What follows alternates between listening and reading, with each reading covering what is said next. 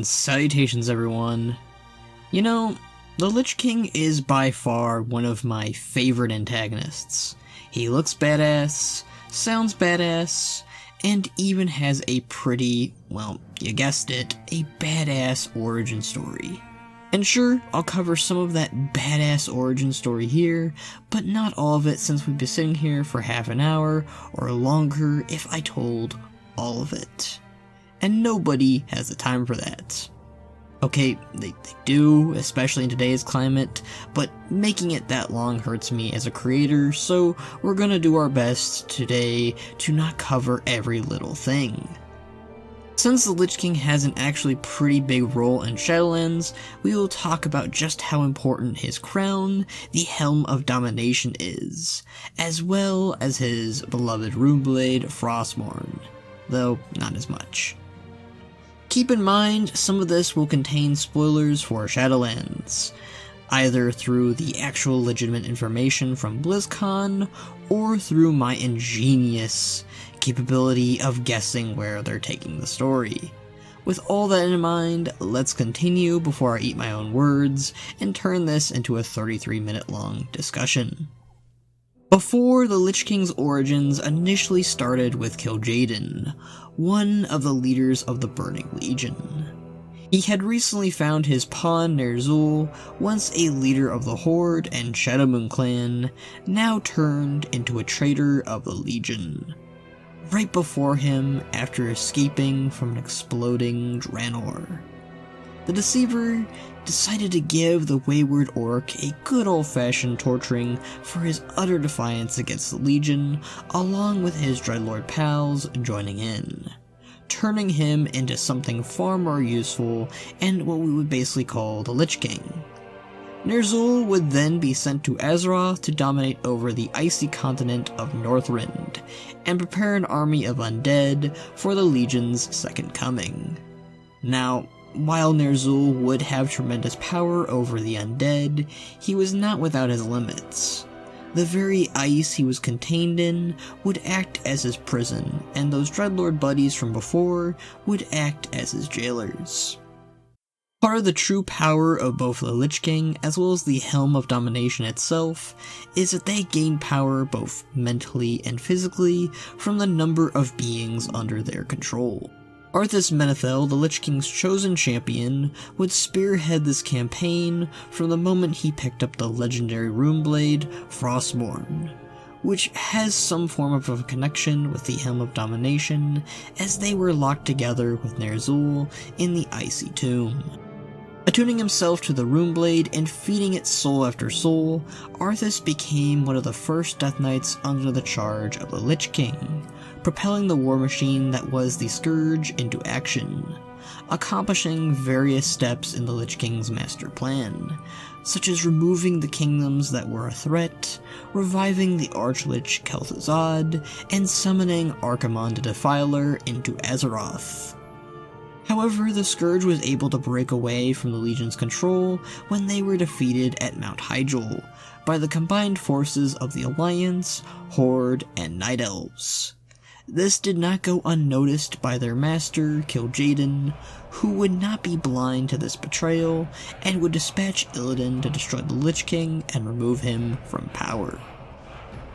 And Illidan would nearly succeed at this task thanks to his allies, the Naga and the Blood Elves. But Arthas Menethil, with the aid of Anub'arak and the full power from Ner'zhul, would manage to strike down Illidan. He didn't kill him, but rather drove him back to Outland, with his tail between his legs. Not that Illidan has a tail, at least I don't think so. With no one standing in his way, Arthas climbs the Frozen Throne to at long last claim his crown, returning the blade and completing the circle.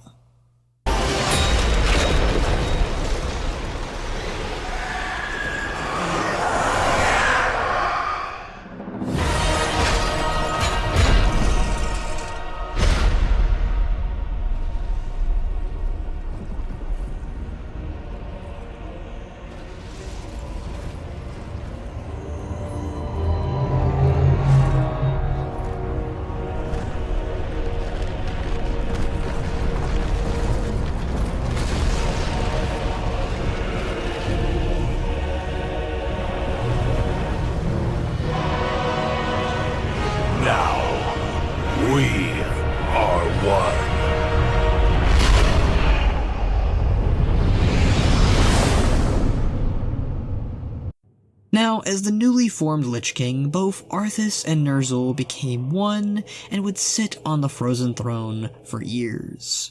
But they would not be as synced as Ner'zhul had hoped, and it eventually became Arthas who was the sole wearer after removing not only his humanity, but also his former master, Ner'zhul. Years later, Arthas would awaken and amass his Scourge army against all of Azeroth. The entire world's eyes would be on Northrend. Tyrion Fordring, one of the first members of the Order of the Silver Hand, would come out of hiding, now wielding the Ashbringer, and led the charge with the Arden Crusade at his back, along with the Horde, Alliance, and the Ebon Blade assisting him. It would take quite some time to gain an upper hand against the Lich King, but eventually the combined efforts of all of Azeroth would lay siege to Icecrown, where they would see the end of Arthas Menethil as the Lich King, as well as the shattering of Frostmourne.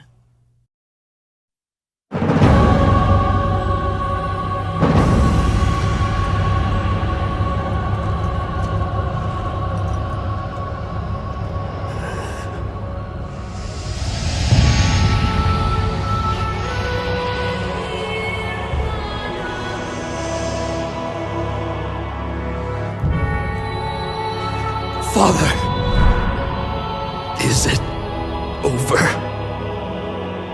At long last. No king rules forever, my son. I see. Only darkness before me.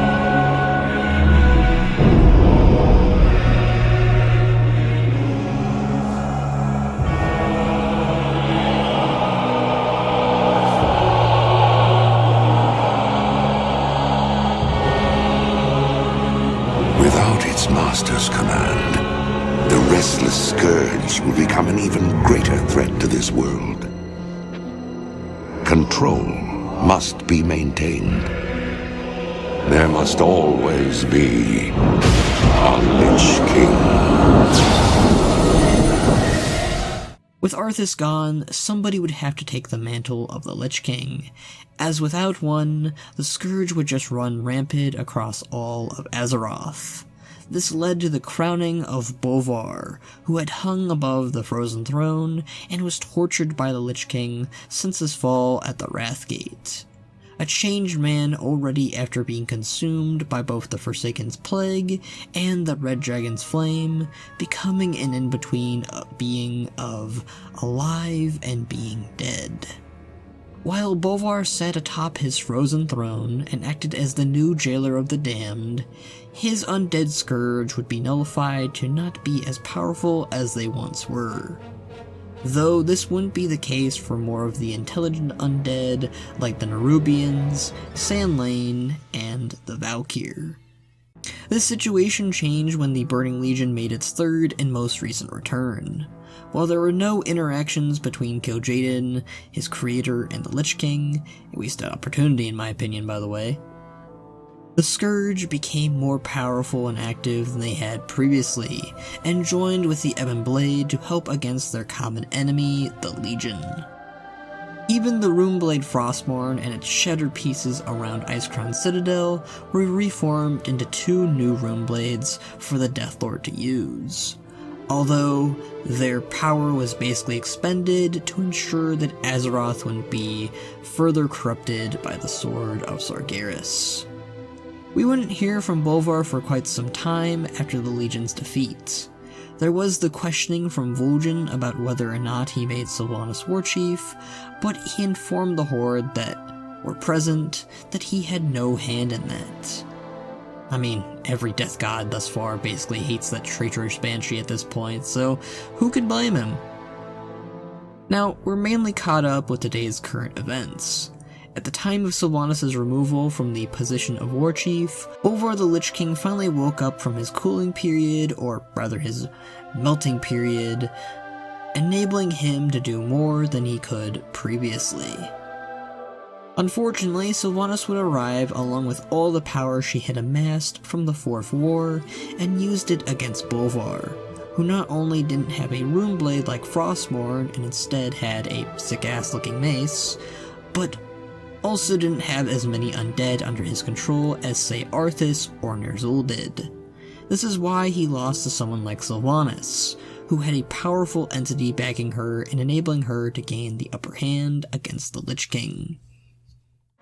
To wield so much power. That power will be your prison. This world is a prison.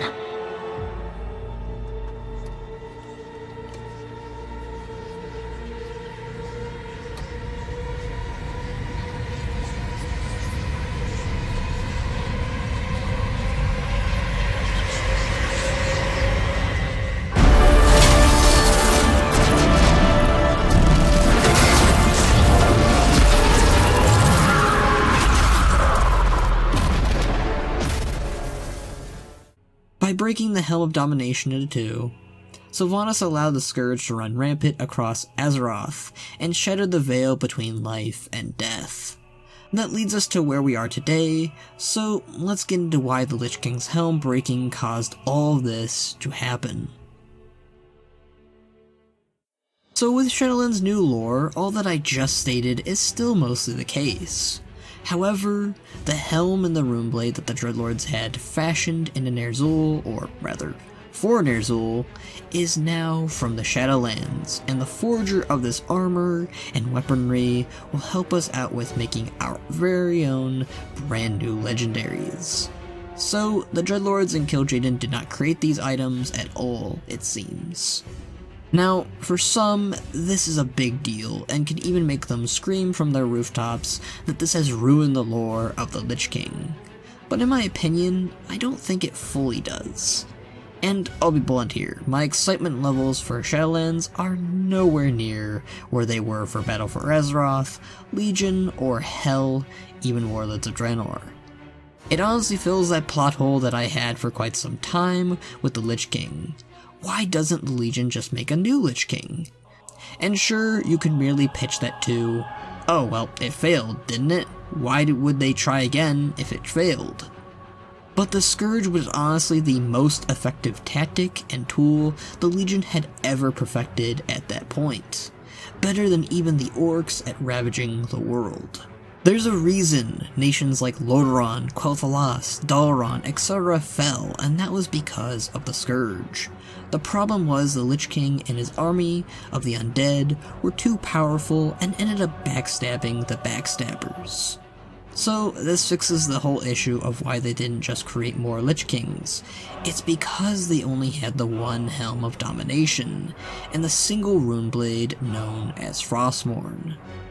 I think we'll maybe get a flashback in Shadowlands, where Kil'jaeden the Deceiver, along with his Dreadlord posse, is either stealing the two Shadowland relics or making the proper arrangements for them both to be crafted, possibly. Considering the Death Titan was also the World of Arthas, the home planet of the Eredar/Draenei people, I wouldn't be surprised if they had a heavy connection to death, much like their planet. I mean, hell, they even had traditions and places for their deceased on Draenor and on Argus for the dead. Kil'jaeden was the one who gave the order to Illidan to completely destroy the Lich King, and I tend to wonder if he knew that such a catastrophe above Azeroth would occur once he did. After all, more problems for Azeroth to deal with would benefit the Burning Legion if they invaded during an outbreak like that. Granted, I don't think they had such a thing planned for the Lich King like that back in 2003, but that's really the case for most of the lore of World of Warcraft. Now, there are quite a few interesting tidbits of what we know so far. Frostmourne may not have any stated roles, yet, and was even shattered by a light-induced blade known as the Ashbringer. But despite that, it still lives on in a way through the twin blades of the Fallen Prince. And much like Xal'atath in Battle for Azeroth, I do believe they'll play a role of some kind in Shadowlands.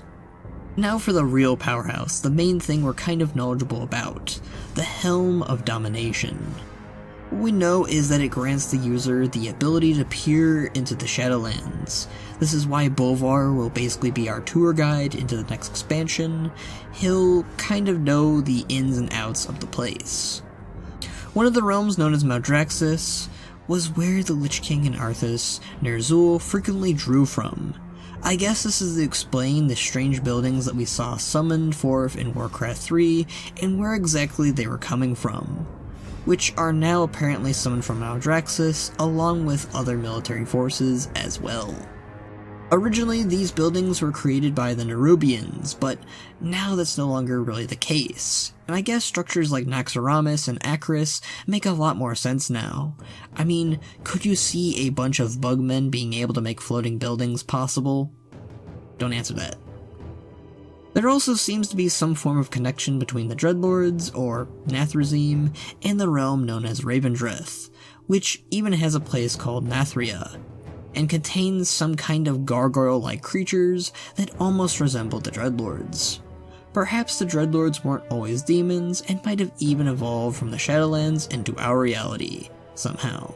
It would explain how and why they know how to crown Ner'zhul with the Helm, along with their connection of creating and controlling the undead.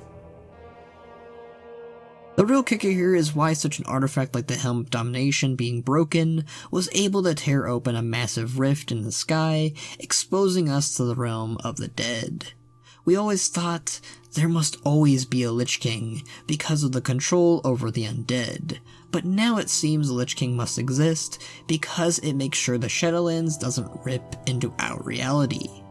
Considering Sylvanas' tone of, "You're unworthy to wear this crown," I suspect there's more behind this item, which seems becoming the norm for this thing. Perhaps it was meant for someone in the Shadowlands to wear so that they could cross into the living realm and do something. Or the object itself was never meant to enter into our reality in the first place, which is why it brings so much catastrophe and holds so much power and weight behind it. Regardless, the Helm of Domination will play an important role, and I imagine our way of fixing that giant tear Sylvanas created is by restoring the Helm and having Bolvar don it once again to tame the feral Scourge back on Azeroth and closing that damned rift. The Scourge also better still be a thing, because if we just take care of them before we enter this realm, it's gonna make Uther and Taranis' warning look like some bullshit that the Scourge would be a greater threat without a Lich King. I want something for our heroes and people behind who don't come with us to Shadowlands. I want them to have something to do while we're gone. With how much motifs of chains, imprisonment, and the word jailer is thrown around the Lich King, I am not going to act shocked if these two are connected in some way, if there is a past between Frostmourne, the Helm, and this jailer guy. Maybe these artifacts were meant to help him with his escape, but due to the Legion's interference, the plans ended up changing. I remember when I first saw his silhouette, I believed he was some kind of larger or giant Lich King. Obviously that's not the case, but the distinction and similarities are currently there. Anyways guys, I think that'll be it for me for now. I'm quite interested to see how they'll carry on more of the Lich King and the Scourge's background in Shadowlands. Obviously the Helm will play a crucial role to get back to the norm, but I genuinely don't know if Frostmourne will also play a part like that. But one can hope given its supposed connection to the Helm. Plus, I just like Frostmourne. It's cool. Do you think we'll see Kil'jaeden again in some form? What do you think the Jailer's connection to the Scourge might be? Tell me your thoughts down below. Come and join us on the Discord. We would love to have you for more discussions. Maybe follow me on Twitter to hear me more often. Join me on Twitch to see me play the video games. Or maybe support me on Patreon. A little help goes a long way, and I would greatly appreciate it. All of those are in the description down below, as well as some other things. But until next time, my friends,